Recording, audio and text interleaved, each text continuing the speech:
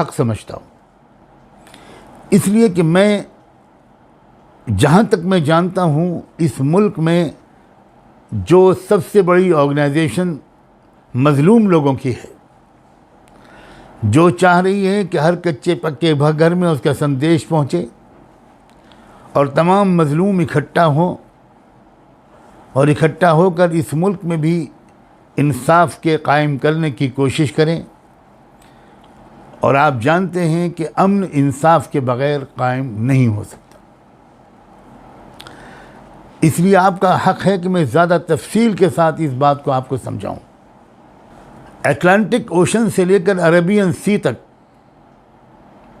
अरब दुनिया फैली हुई है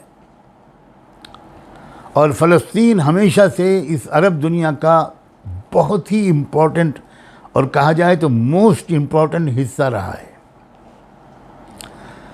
और मैं चूँकि ख़ुद अरब मुल्कों में रहा हूँ और बहुत बड़ी तादाद में पूरी अरब मुल्कों के लोगों से मेरी जान पहचान रही है, देखा है मैंने वहाँ लोगों को, तो मैं अपने डायरेक्ट तजर्बे की बुनियाद पर भी कह सकता हूँ कि फ़लस्तीन के लोग दुनिया में, अरब दुनिया में सबसे ज़्यादा पढ़े लिखे, सबसे ज़्यादा समझदार, सबसे ज़्यादा बहादुर और हौसलामंद लोग नज़र आते हैं। फ़लस्तीन पर शुरू से कनानी आबाद रहे। कनानी एक अरब कौम है, अरबों की एक बहुत फोरफादर थे कनान, उनकी औलादों का नाम है। ये अरब से आए थे, यमन से आए थे और आकर यहाँ फ़लस्तीन में बसे थे। और एक तरह से अगर आप ये कहें कि जोग्राफ़िकली फ़लस्तीन को पश्चिम एशिया के एक चौराहे की हैसियत हासिल थी। बिल्कुल जिस तरह हमारे देश में बहुत जगह जगह से लोग आए, आक्रमण किया, यहाँ आकर बसे, और उसी तरह फ़लस्तीन पर भी बहुत सी कौमें आती रहीं।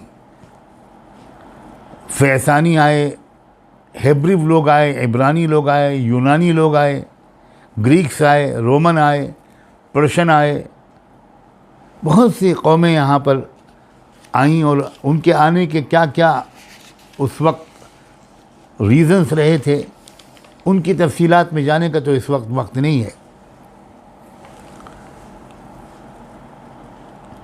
लेकिन ये सब कौमें वहाँ आईं ज़रूर, लेकिन किसी कौम ने वहाँ के अरब कैरेक्टर को बदलने की कोई कोशिश नहीं की और वहाँ मेजॉरिटी मूल निवासी अरबों ही की रही। 95% आबादी भी अरबों ही की रही।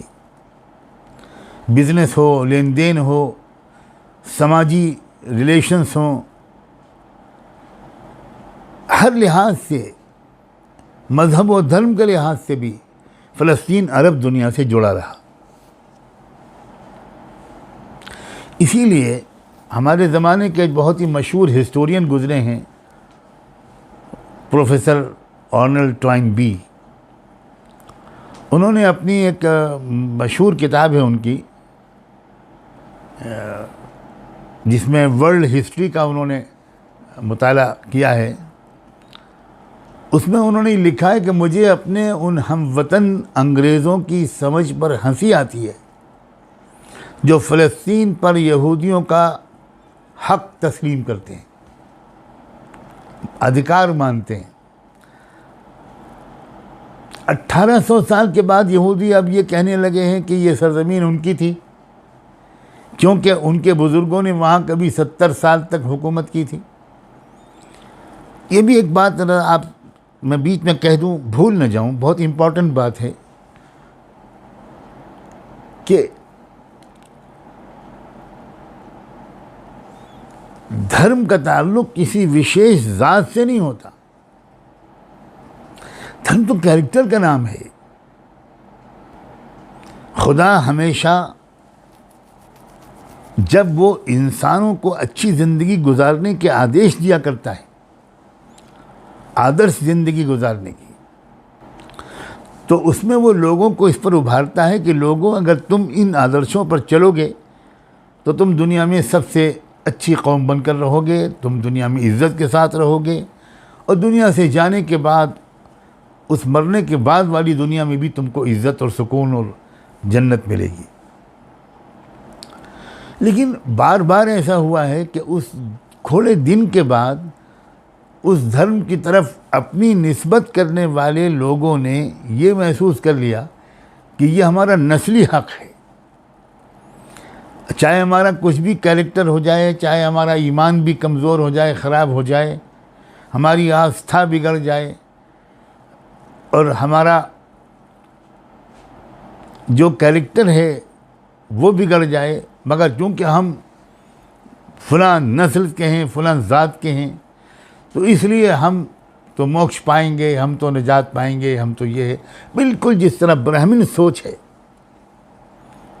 ये सोच दुनिया में बार बार कुछ लोगों में फैली है। वही उसी का शिकार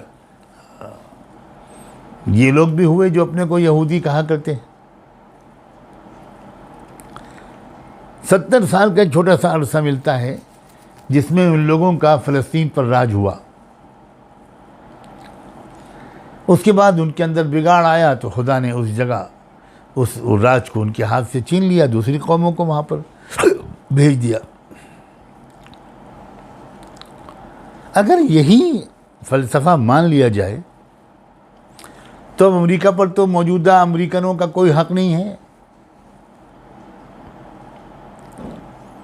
ना बरतानिया इंग्लैंड इस बात का इनकार कर सकता है कि उस पर अब भी रोमनों का कब्ज़ा नहीं होना चाहिए, क्योंकि पहले रोमन वहाँ हुक्मरां थे।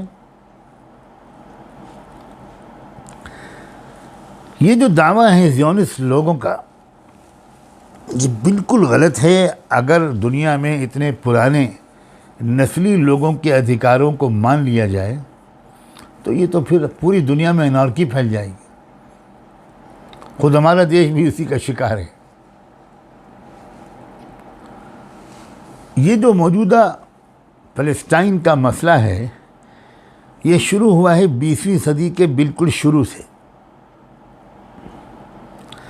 उस वक्त यूरोप के कुछ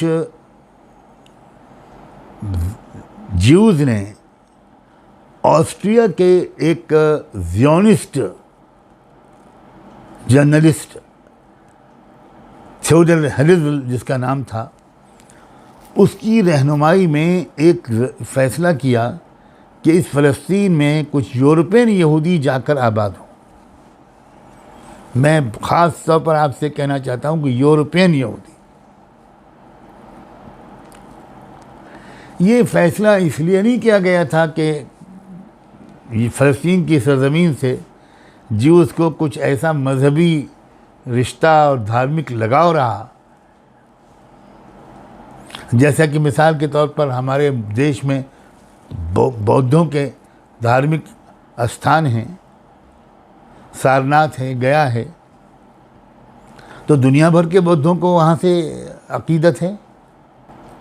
अब क्या दुनिया भर के बौद्धों को अक़ीदत की वजह से ये कहा जाए कि ये जो हमारे देश के इलाके हैं इनके अंदर भारत की निकाल कर बौद्धों की अलग हुकूमत कायम होनी चाहिए? ये कौन पढ़ा लिखा आदमी ये बात कहेगा? अब फ़लस्तीन में ज़ियोनिस्ट लॉबी को एक आसानी ये मिली यहूदियों को निकाल कर यूरोप से फ़लस्तीन बसाने में कि पूरी यूरोप यहूदियों को, ज्यूज़ को अपने यहाँ बसाने पर आमादा नहीं था, सब परेशान थे। अजीब कैरेक्टर इस कौम का है, ये जिस थाली में खाते हैं उसी में छेद करते हैं। हर देश ने इनको अपने यहाँ से निकाला, हर देश परेशान हुआ, इन्होंने हर देश को जाकर लूटा, हर देश के रिसोर्सेज पर कब्ज़ा किया। आर्यन नस्ल का एक मिजाज होता है। हम भी तो इस मुल्क में क्या देख रहे हैं, अपने मुल्क में यही तो देख रहे हैं। यहाँ भी तो वही जो आर्यंस हैं, ब्राह्मण्स, और ये बात तो आप शायद आपसे ज़्यादा और कोई नहीं जानता कि साबित हो चुका है साइंटिफिकली कि ज्यूज़ का और ब्राह्मण्स का डीएनए एक है, वही कैरेक्टर, वही मिजाज।